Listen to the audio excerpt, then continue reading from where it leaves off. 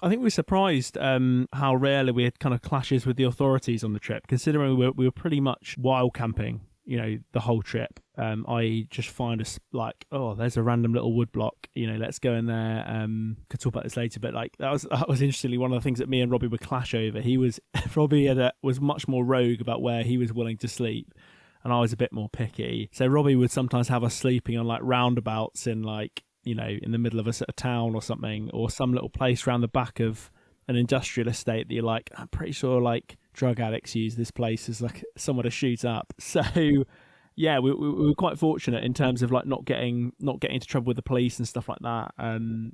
I think maybe because, you're quite quiet on a bike and you can sort of hide away. But the one time we did cause a few dramas was coming into Trondheim. So Trondheim, I think, is Norway's second biggest city after Oslo. It's kind of on the, on the sort of western side, and it's surrounded by hills.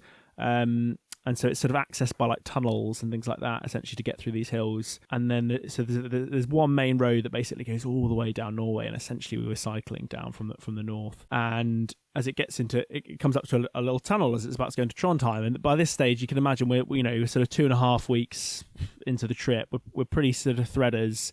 We want to get to. We want to get to Trondheim because we know we've got like a nice youth hostel to stay in. We can have a beer and we can kind of feel like we've accomplished something, ticked it off. And we're starting to cut corners and we're starting to be lazy. So we thought, we'll nip through this tunnel. It can't be too bad. Start going into this tunnel. It's on quite a busy road anyway. Pretty much. I mean, it's a sort of A road. Maybe even a motorway. I can't remember now. But we go into this tunnel.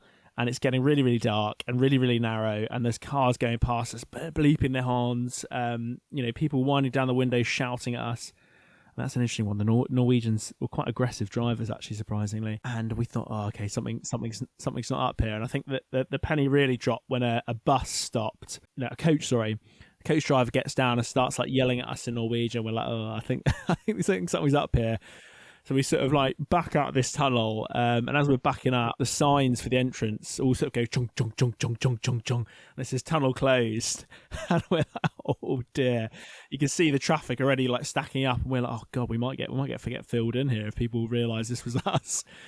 So like absolute cowards, we jumped over a wall, hid in a bush, and watched the police sirens as they went into the tunnel to never find us. I don't know how long they searched for these cyclists that kind of disappeared before their eyes. But and unfortunately that meant we had to cycle the old road, which was a big hill into Trondheim as well. So we did get a bit of punishment ourselves. But yeah, we did shut that route for a bit.